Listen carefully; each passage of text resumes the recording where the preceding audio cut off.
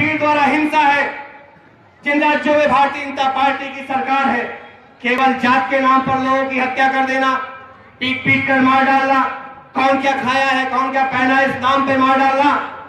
क्यों आपने सोचा है? एक तरफ दामोदर नरेंद्र भाई मोदी बोलते हैं कि भीड़ हिंसा नहीं होनी चाहिए, दूसरी तरफ उन्हीं के शासित राज्यों में, उन्हीं के देश में रोज भीड़ हिंसा हो रही है, क्योंकि उन्हें पता है कि जिन जिन राज्यों में भारतीय जनता पार्टी की सरकार है वहां हमारे खिलाफ कोई कार्रवाई नहीं होगी। हम भाषण देंगे, मंच से हिंसा मत करना और तुम अपना काम करते रहना। इसलिए उन राज्यों में ज्यादा हिंसा हो रही है, क्योंकि 8 नवंबर 2016 की रात में एकाएक नोटबंदी की घोषणा करने से, प्रधानमंत्री के मुख से नोटबंदी की घोषणा होती है और पूरे देश में नोट बंद हो जाता है। तो फिर जब प्रधानमंत्री की घोषणा होती है कि भीड़ हिंसा न हो, तो क्यों ये हिंसा नहीं रुक रही है? और तब नहीं रुक रही है जब उन प्रदेशों में उनके मुख्यमंत्री बैठे हैं। यानी कहीं न कहीं आपकी साजिश है। आप जनता के सामने केवल लच्छेदार भाषण, जनता की संवेदनाओं को हासिल करने के लिए भाषण देना चाहते हैं और कार्रवाई नहीं कर रहे।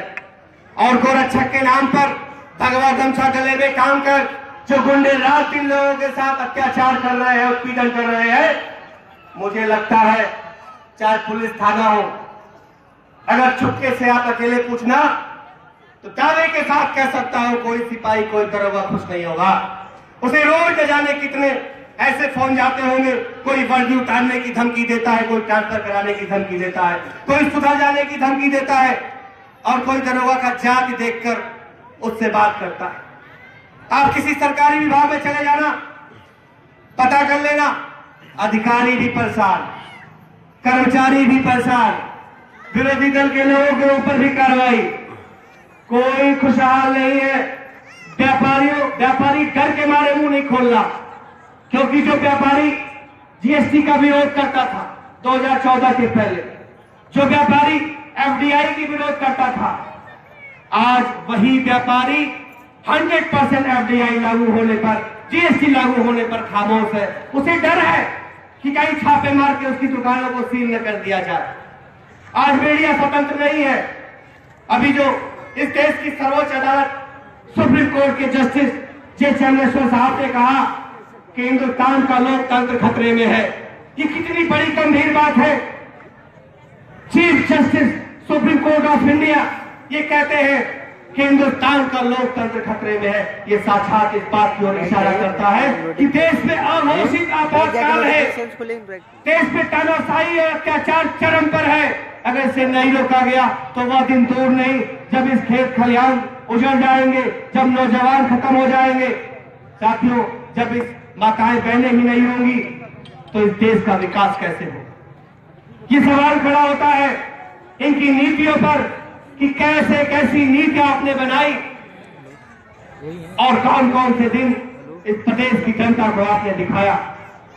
इसी तरह से जिस तरह से पूरे देश में विकास कार्य ठप है, जिस तरह से पूरे प्रदेश में विकास कार्य ठप है, आज हमारे जनपद सोनभद्र में भी आप देख लेना।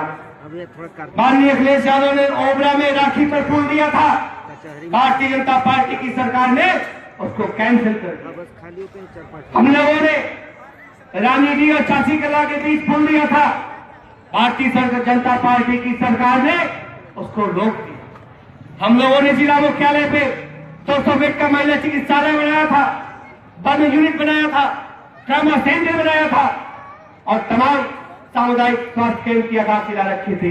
भारतीय जनता पार्टी की सरकार ने उसको भी रोक दिया। हम लोगों ने जितने भी बिजली सब स्टेशन के शिलान्यास किए थे, भारतीय जनता पार्टी की सरकार ने उसको भी रोक दिया। हम लोगों ने जो भी विकास का काम किए थे, चाहे कनार परियोजना की शुरुआत की हो, कौन क्षेत्र में नहर बनाने की शुरुआत की हो, जसौली परियोजना को पास कराने की बात की हो और रावटजन धनरोड पेयजल योजना की शुरुआत कराने की काम किया हो, या रावटजन में रोडवेज का सुंदरीकरण कराने का काम किया हो, पूरे जिले में जो भी विकास के काम थे सबको रोककर, सबकी गति को रोककर केवल और केवल एक चीज में विकास हो रहा है और वह है गिट्टी और बालू का दाम और भ्रष्टाचार। केवल इसकी कीमतें इतनी तेजी से बढ़ रही है और राम के नाम पर ये लोग जनता को धोखा देना चाहते हैं और भगवा रंग का हर जगह इस्तेमाल कर रहे हैं। और ये कैसे राम भक्त है जो शौर्य का प्रतीक भगवा रंग, हमारे अध्यक्ष राष्ट्रीय अध्यक्ष अखिलेश यादव ने कहा कि ये कैसे भक्त है जो रामराज की कल्पना को लेकर सरकार बनाए और रावण राज को लागू कर दिया और भगवा रंग जो हमारा पवित्र रंग है उठाकर अपने शौचालय में लगाने का काम किया। अब वो भगवा रंग के ऊपर शौचालय में क्या होगा आप जानते हो क्या होता है। ये राष्ट्रीय अध्यक्ष ने कहा, इनकी आंखें खोलने के लिए बताई कि जब उस भगवा रंग के ऊपर शौच होगा तो किस धर्म का अपमान होगा, ये बताओ भगवाधारी और ये बताओ भारतीय जनता पार्टी के लोग। तुम भगवा रंग का अपमान करते हो, लाल रंग से नफरत करते हो। अगर ये लाल रंग एक दिन तुम्हारे शरीर से बाहर आ गया तो मुझे नहीं लगता कि अगले दिन भी सांस लेने के काबिल रहोगे।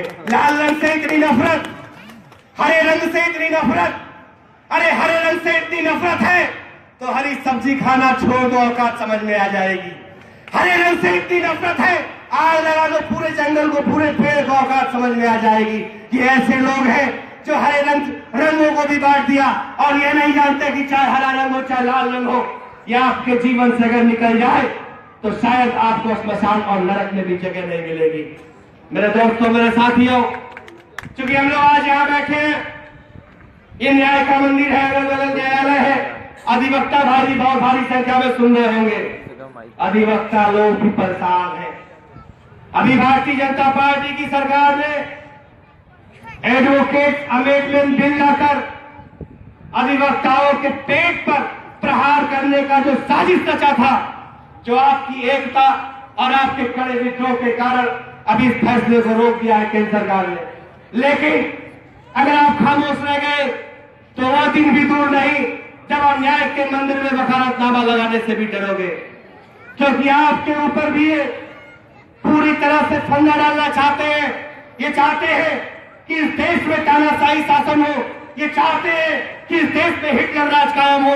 अगर कोई पत्रकार बोलता है तो उसके ऊपर भी मुकदमे, कोई भी पश्चिमी पार्टी का नेता बोलता है तो उसके ऊपर भी फांसी मुकदमे। अभी मैं पढ़ रहा था एक सोशल मीडिया पे, जब पूरा गुजरात चुनाव चल रहा था तो किसी ने बड़ा अच्छा निकाला था भारतीय जनता पार्टी की तरफ से कि एक रात तो गुजारो गुजरात में, सुबह सीढ़ी बना के दे देंगे हाथ में। किसी की सीढ़ी, किसी के मुकदमे, कहीं पे ईडी, कहीं पे सीबीआई। हर वर्ग अधिवक्ताओं को भी, चूंकि लोकतंत्र का जो 4 स्तंभ है, विधायिका, कार्यपालिका, न्यायपालिका और चौथा मीडिया, चारों पे प्रहार किया। अधिकारी बेबस है, लाचार है। न्यायपालिका की बात अभी चंद दिन पहले सीधे सुप्रीम कोर्ट से आप तक पहुंची। विधायिका का क्या हाल है, कैसे विधायकों की खरीद फरोख्त मुकदमे आप देख रहे हो। मीडिया का किस तरह से गुलाम बना के रखा है आप देख रहे हो। इन्हें डर था कि देश के व्यापारी अगर विद्रोह कर दे तो सरकार बदल जाएगी। व्यापारियों के ऊपर टैक्स का फंदा, फिर इन्हें डर हो गया कि इस देश में एक ऐसा भी संगठन है जो शायद अगर सड़कों पे आ गया तो आपको बैक और घुटने टेकने पे मजबूर कर देगा। वो अधिवक्ता संघ है, तो अधिवक्ता को कैसे फंदे मिले, तो उनके खिलाफ एक बिल लाकर ये वो भी साजिश कर रहे थे। इसलिए मैं कहना चाहता हूं इस मौके पर, व्यापारी हो, नौजवान हो, छात्र हो, किसान हो, अधिवक्ता हो, माताएं बहनें हो, मजदूर हो, दलित हो, अगड़ा हो, पिछड़ा हो, हिंदू हो, मुसलमान हो, सभी लोगों से कहना चाहता हूं, आप आओ, संगठित हो, एक हो और एक ऐसी लड़ाई लड़नी है हम सबको, जिस लड़ाई को लड़ने में ही हम सबकी भलाई है। और इस देश की सत्ता से एक ऐसे लोगों का शासन उखाड़ फेंकने की जरूरत है जो केवल और केवल अपनी गद्दी भरना चाहते हैं। क्यों जानते हैं? अभी पता चला, एक सर्वेक्षण में आया कि एक तरफ ये स्लॉटर हाउस बंद कराने की बात करते हैं और दूसरी तरफ उन्हीं बूचर खानों से 250 करोड़ का चंदा लेते। एक तरफ को हत्या बंद, दूसरी तरफ को हत्या करने वालों से चंदा। एक तरफ विरोधी दल में रहते लोग भ्रष्टाचारी और जब भारतीय जनता पार्टी में आ गए तो ब्रह्मचारी। एक तरफ जहां नोटबंदी से इस पूरे देश में करोड़ों लोग बेरोजगार हो गए। बड़े बड़े शहरों में जो छोटे छोटे मजदूर थे, ठेले थे, खुमचे वाले थे, फेरी वाले थे, जो नोटबंदी के बाद से गांव की तरफ गए, वो दोबारा लौट के शहर की तरफ नहीं आए। निर्माण सेक्टर पूरी तरह बर्बाद हो गया। जहां मजदूरों को सबसे ज्यादा काम मिलता था, वो सेक्टर बंद हो गया। 40 से ज्यादा मल्टीनेशनल कंपनियां बैठ गई। भारत की अर्थव्यवस्था जीडीपी नीचे गिर गई। महंगाई से हम लोगों को रोज रूबरू होना पड़ता है, क्योंकि आप देख रहे हैं कितना ज्यादा महंगाई डीजल, पेट्रोल और रसोई गैस तक हो गया, लगभग दोगुनी हो गई।